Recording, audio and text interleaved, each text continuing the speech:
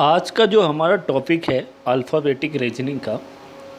Alphabetic reasoning से देखेंगे तो अक्सर एग्ज़ाम्स में सवाल आते ही आते हैं इससे रिलेटेड क्वेश्चनों को सॉल्व करने के लिए हमें कुछ बेसिक सी चीज़ें याद करनी होगी, जैसे कि अल्फ़ाबेट के पोजीशंस। सबसे पहले हमें अल्फ़ाबेट के पोजीशन याद करना ज़रूरी है कि कौन सा अल्फ़ाबेट कौन से पोजीशन पे आता है। जैसे जी की बात करें तो जी का पोजीशन 7 है। इसी तरह से टी का पोजीशन 20 है। इसी तरह से जेड का वाई का पोजीशन 25 है। तो इसे हमें ए से जेड तक के पोजीशन याद करने पड़ेंगे। इसे याद करने का सिंपल सा तरीका है, याद रखें, सिर्फ 5 वर्ड ई जे ओ टी वाई और इसके स्थान। ई का स्थान 5वां, जे का 10वां, ओ का 15वां, टी का 20वां और वाई का 25वां। इसे याद रखें। इसे याद करने से आपके इसके बीच के अल्फ़ाबेट के पोजीशन याद करने में आसानी होगी। जैसे आपको पता है कि ई जे ओ टी वाई का स्थान, जैसे ई का स्थान है कितना, 5वां स्थान है ई का, जे का 10वां, ओ का 15वां, टी का 20वां और वाई का 25वां। अगर हमें एम का पोजीशन निकालना है तो देखेंगे ना ए से ई तक में एम नहीं आता, ना एफ से जे में। एम जे के बाद आता है और ओ से पहले आता है। तो आप देखेंगे जे कितने, इसके लिए आपको पोजीशन निकालने के लिए आपको ए को 1, 2, बी को, सी को 3, डी को 4, ई को 5 ऐसे गिनने पड़ेंगे, तब आप पोजीशन निकालते हैं एम का। पर इसमें अधिक समय लगता है। पर इससे आसान ये है कि आपने जे का पोजीशन, आपको पता है कि जे का पोजीशन है 10 और 10 का तीसरा स्थान जो है एम का है। 10 का तीसरा स्थान जो है एम का है।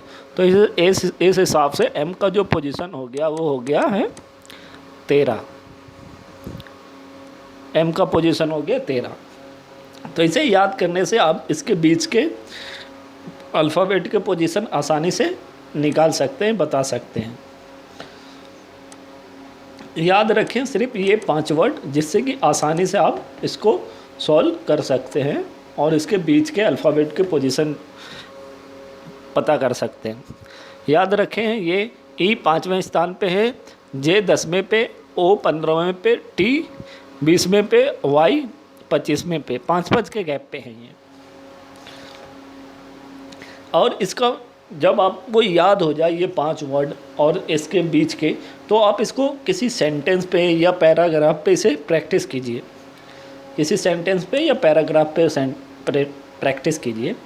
जैसा कि मैंने एक सेंटेंस लिया है, the quick brown fox jump over the lazy dog. इसमें देखेंगे ए से जेड तक के सारे अक्षर हैं। तो इसको फिर आप लिखने के बाद इस पर क्या नंबर लिखिए। जैसे टी का कितना 20वां स्थान है, इस तरह से टी का कितना स्थान है 20वां, एच का स्थान 8वां, ई का स्थान 5वां, क्यू का 17वां, यू का 21वां, आई का 9वां, सी का 3रा और के का 11वां। इस तरह से आप इसको पोजीशन लिखिए पैराग्राफ या सेंटेंस पे। इससे आपकी प्रैक्टिस हो जाएगी अच्छी। अब इसे याद करने के बाद, इसकी प्रैक्टिस करने के बाद आप देखेंगे अगले महत्वपूर्ण बातों की तरफ चलते हैं हम। अंग्रेजी वर्णमाला को 2 भागों में बांटा जाता है 13-13 के अक्षर में, ठीक है। इसे पूर्वाग्रह, प्रथम आदर्श, फर्स्ट स्टेप कहते हैं। ये जो होता है ए से एम तक के होते हैं 13 अक्षर।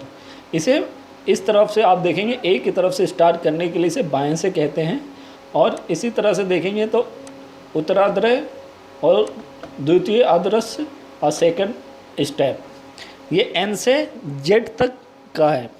अब इसे दाएं से बोलते हैं। इससे जेड की तरफ से अगर गिनना हो किसी चीज़ को तो इसे दाएं से बोलेंगे, और ए की तरफ से गिनना हो तो इसे हम बाएं से बोलेंगे। ये आगे क्वेश्चनों में और ज़्यादा हमें अच्छे से समझ में आ जाएगा। जैसे अब देखिए, अब आपने याद किया है कि पोजीशन कि ए का पोजीशन कहाँ है, डी का पोजीशन कहाँ है, ए का पोजीशन कहाँ है, डी का पोजीशन कहाँ है, जेड का। आपने इधर से याद किया, किस तरह से, बाएं से। बाएं से आपको अगर पूछा गया कि जी कितने पे, तो बाएं से आपको पता है, आपने याद किया है जी 7 पे हो जाएगा, तो आप बता दोगे। ऐसे ई पूछ के लिए याद गया तो आप बता दोगे कि हाँ ई जो है 5वें पे है बाएं से। अगर पूछा जाए कि दाएं से या उल्टे से, उल्टे से 7वें स्थान पे कौन सा है या 8वें स्थान पे कौन सा है, तो आप कैसे पता करेंगे। तो इसके लिए आपको फिर उल्टी तरफ से गिनती करनी पड़ेंगी जेड की तरफ से। जैसे 1 2 3 4, इस तरह से आपको गिनती गिननी पड़ेगी। ठीक है, तो इसके लिए सिंपल सा है, एक ट्रिक है, उसे याद कर लीजिए आप। जब भी आपको किसी अक्षर का दाहिने से यानी इस साइड से जेड की तरफ से या उल्टी गिनती यानी पीछे से गिनना हो, पोजीशन याद करना हो, तो उसे 27 में से घटा देने पर पोजीशन याद हो जाएगा। ठीक है, अब कुछ अगला एक क्वेश्चन करके देखते हैं। जैसे एक क्वेश्चन है ये कि टी को दाहिने ओर से गिनने पर क्या पोजीशन है। अब देखो, सीधे की तरफ से बाएं की तरफ से गिनने पे टी का पोजीशन है 20वां, पर पीछे की तरफ से यानी उल्टे की तरफ से, दाहिने की तरफ से, इस तरफ से गिनने पर इसका क्या पोजीशन है। तो 27 में से हमें पता है टी कितने पे है, हमें पता है टी जो है 20वें स्थान पे है। टी जो है 20वें स्थान पे है, तो हम 27 में से 20 को घटा देंगे तो हमारा जो आएगा आंसर निकल के आ जाएगा। टी हमें पता है 20वें पे है, 27 में से हमने 20 को हटा दिया तो ये आया हमारा टी का जो पोजीशन है, टी का जो पोजीशन है वो हो गया, टी का जो पोजीशन है ये हमारा हो गया 7वां। जो उल्टे से अगर गिनेंगे तो टी का जो पोजीशन आएगा हमारा वो आएगा 7वां। कैसे, 1 2 3 4 5 6 और 7। ठीक है, इस प्रकार इसको सॉल्व करेंगे। इसी तरह आगे चलते देखते हैं। हमें कुछ महत्वपूर्ण बातों को भी याद रखना पड़ेगा, जैसे कि EJOTY था, इसी तरह से कुछ नियम हैं। जैसे कि ये बाएं हो तो माइनस करेंगे, दाएं हो सवाल में तो भी हम माइनस करेंगे। यानी कि सेम दे रखा हो, जैसे बाएं दे रखा हो या दाएं दे रखा हो तो हम माइनस करेंगे। अगर बाएं दाएं हो तो हम इसमें प्लस करेंगे। अगर दाएं बाएं हो तो भी हम प्लस करेंगे। जब पोजीशन सेम हो, दाएं दाएं बोले या बाएं बाएं तो माइनस, अगर डिफरेंट हो तो प्लस। पर एक सवाल उठता है कि अगर हमें पिछले क्वेश्चन में देखा, आगे देखेंगे, चलो अगले क्वेश्चन में हमने ये भी याद करना है कि अगर मान लो क्वेश्चन है, उसमें हम कैसे पता करें कि बाएं से गिने, बाएं से क्वेश्चन के लिए देखें या दाएं से क्वेश्चन के लिए देखें। तो इसमें क्या है, हिंदी में जो पोजीशन पहले हो उसी से आंसर बनाते हैं। ठीक है, जो पोजीशन जैसे बाएं पहले दे रखा तो बाएं से साइड से गिनेंगे, अगर दाएं पहले दे रखा है तो दाएं साइड से गिनेंगे। अंग्रेजी में इसे लास्ट वाले पोजीशन से आंसर बनाते हैं। एक सवाल है जैसे कि अंग्रेजी वर्णमाला में कौन सा अक्षर बाएं से 11वां और दाएं से 7वां होगा। तो देखो दोनों पोजीशन अलग अलग हैं, बाएं दाएं, तो ये होगा, इसमें क्या होगा, प्लस। ठीक है, कैसे देखते हैं। अब इसने पूछा है कि बाएं से, बाएं किधर से स्टार्ट है, इधर से।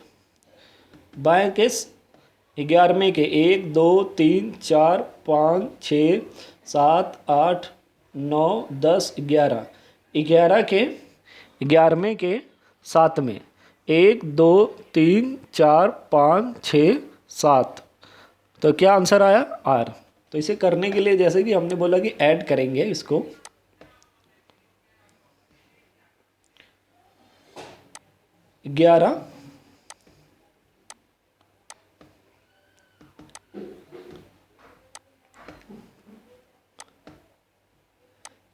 11 प्लस 7 कितने हो गए, 18। 18वां पोजीशन हमें पता है, 18वां क्या आता है, 15वें पे कौन सा आता है, ओ 15वें पे, उसके 3 बाद देखेंगे, 15 16 17 18, 18वां का कौन सा आंसर आया, आर। अब हमें कैसे पता कि अब बाएं से, अगर मान लो दाएं से लिखा होता, पहले दाएं होता कि यहाँ पे लिखा होता, यहाँ पे दाएं लिखा होता, तो हम इस तरफ से गिनते इस चीज़ को, क्वेश्चन को इस तरफ से गिन के पोजीशन निकाले। अब बाएं से बोला है इसलिए हमने इसे बाएं की तरफ से ही क्वेश्चन को सॉल्यूशन के लिए देखा है, हमने बाएं के तरफ से ही हमने इसके सॉल्यूशन के लिए देखा है। इस तरह के हम आगे और भी क्वेश्चन करेंगे जिसमें और अच्छे से इसके क्वेश्चनों से आप